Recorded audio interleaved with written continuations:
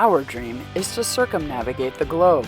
To accomplish this goal, we needed a downwind sail, and after much research, we bought a parasail and hired FKG to rig it for us.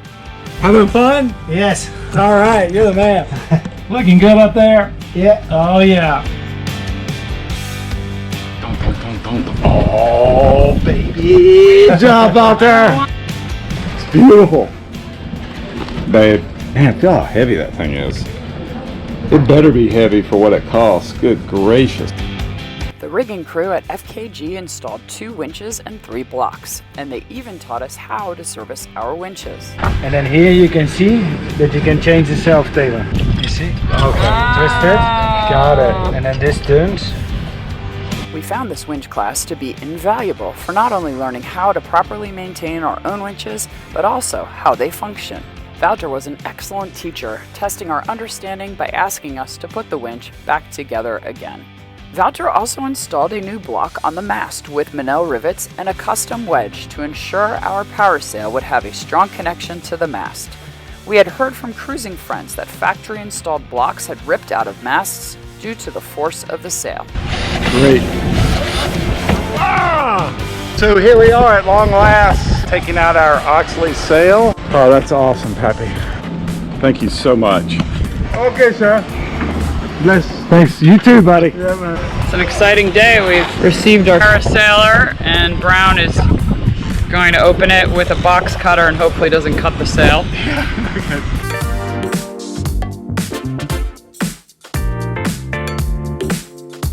Wow. Alright, looks like we got a top, and that's to blow up the snuffer. And here's the bag. Look at the embroidery on there. So that's what we're going to store it in. We're not using it. The snuffer right there. It's got the bladder in it. This has got to be the sail right there.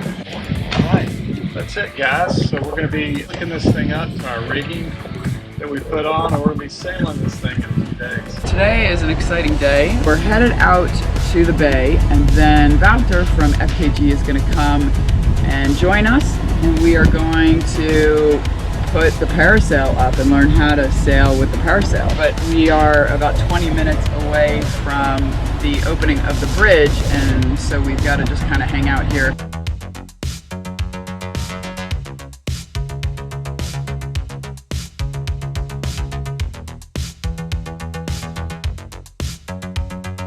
Brown got us out beautifully through the bridge, and now we're going to anchor out here in Simpson Bay and wait for Wouter to come and pick us up.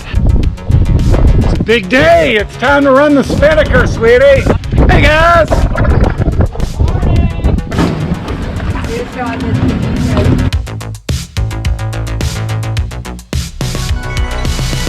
Thank you! Thanks, Lee! See you, buddy! Well, we are with the training professional. We are not worthy. And Wouter, he's so handsome and capable. You want me to bring this other stuff? Okay. Wind gusts were quite strong, so setting up the sail was a challenge and took the full attention of all 4 of us, even if some of us served as dead weight, just to keep the sail from flying prematurely. Look how light. This is like a ripstop nylon and it's super light. Wonder if this thing's just going to rip right when you stick it up. That's why you pay the big bucks for this, because it's made out of high-tech materials that withstand the sun and are strong and light. So when you're in 6 knots, use this thing. The first task was to thread the head of the sail to the top of the sock and soft shackle it into place. So basically now it's sitting like this. Yeah. And it's all bunched up at the top. And then we're gonna pull it down. The electrical tape is just so that like you can balance out the double soft shackle. Gotcha. And so that it doesn't open.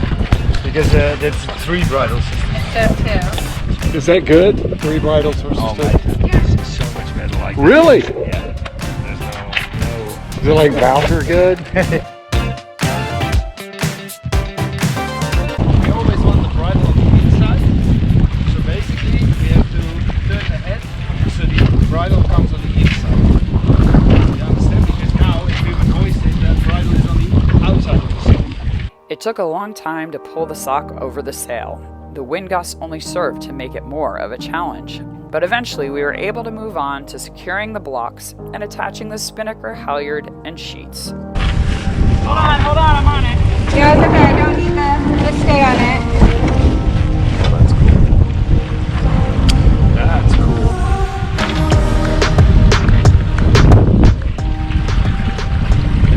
That's gotta have the Velcro on tight, right? Yeah. So it hangs on this strap, both sides. It's very important on both sides. You get, But there's pressure, it's not gonna come no. out. The only thing is that this orientation of the block is like this. So if I would put it on like that, it will make a weird twist. Okay. So that's why I extend it a little bit, and then it makes it a little bit more clearance. Okay, cool. And you understand the use of the winch now, right? To trim the sail. To trim the sail, Yeah. You take a little bit on the left and Yeah. a little bit. Yeah. There's about, let's say, 200 kilos on the sheet Okay. on both sides. 200 and 200. That's why you need a winch to be able to run. Whenever you're easing a sheet, if you're going to take a turn on, okay, you always load up your winch that has a lot of pressure. And then like this is pulling, right? And then if you want to take a turn off, you have to put your hand here and take one off. And then you feel. It's on the outside, facing you. Yes. So that's Okay. all free. Yeah. Bring those there. But as long as you have this tight or down, nothing can happen. Okay. It's just going to be a sock like this Right. in the air. Without a lot of air. And nothing happens. Yeah. Okay. So if you ever in doubt that you run the sheet wrong, or that something happened, or there is something around, Don't let go. for example, so this sheet always stays with you, no matter what. Okay? Okay. I actually use it seated. After a couple of hours of prep, we were now ready to motor down to Phillipsburg.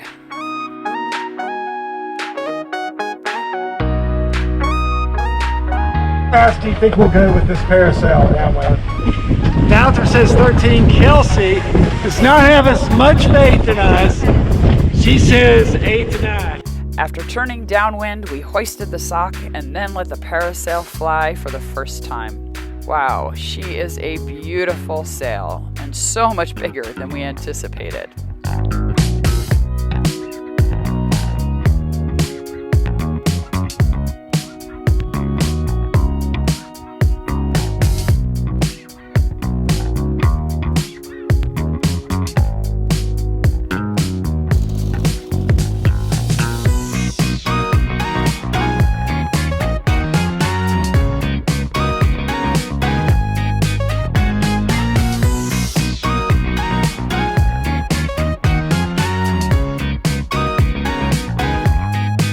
This is it, ladies and gentlemen. More than this, so basically you trim it so it doesn't start to move all the side. You want to keep it a bit stable. You can see what happens, because with a kite like this, the middle section, that is actually creating a lot more balance. If you would do this with a normal symmetric spinnaker, it would start to go to the sides.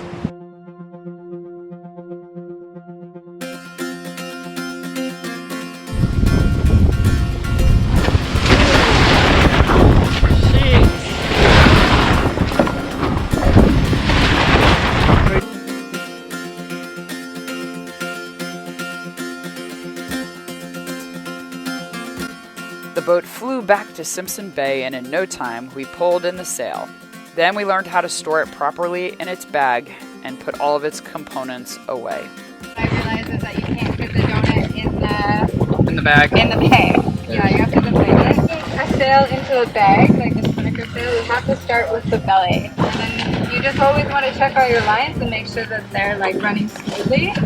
And like I personally do the daisy chain. You can do it on your sail, because this is a new line. It doesn't work on old lines because the line has to be split.